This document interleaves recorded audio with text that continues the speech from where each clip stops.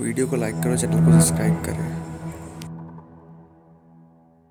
Hello friends, Mumbai underworld के don कहे जाने वाले दाऊद इब्राहिम को कौन नहीं जानता। इसी दाऊद की डी कंपनी से जुड़ा एक शख्स था जो बाद में दाऊद का राइट हैंड कहलाने लगा और उसका नाम छोटा शकील के रूप में जाना गया। मुंबई बम धमाकों में आरोपी छोटा शकील मोस्ट वांटेड अपराधी है, लेकिन आज तक पुलिस की पकड़ से बाहर है। दक्षिण मुंबई के नागपाड़ा का रहने वाले छोटा शकील का असली नाम मोहम्मद शकील बाबू शेख था। 50 के दशक में पैदा हुआ छोटा शकील की शुरुआत में एक ट्रैवल एजेंसी चलाता था, लेकिन उसकी एजेंसी की गतिविधियां हमेशा ही संगीन रही। कई साल तक इस बिजनेस में रहने के बाद 1988 में दाऊद की गैंग में शामिल हो गया।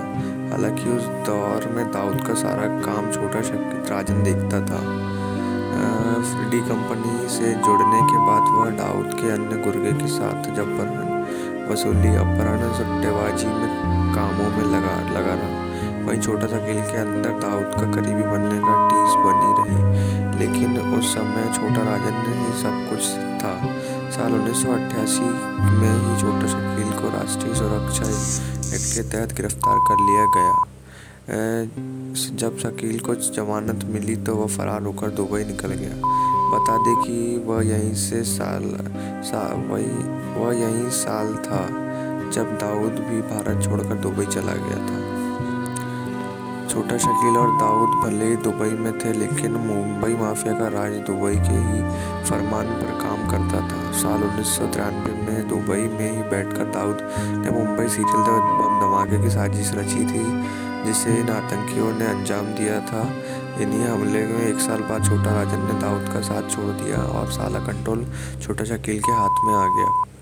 मुंबई सीरियल बम धमाके के बाद दाऊद और छोटा शकील दोनों पाकिस्तान में बस गए। छोटा शकील के 3 बच्चे हैं, जिनमें एक बेटा और उसकी 2 बेटियां हैं। उसकी बेटियों का नाम जोया और अनाम है और दोनों की शादी कराची में हुई। वहीं छोटा शकील के बेटे नाम मुखबिर शेख है।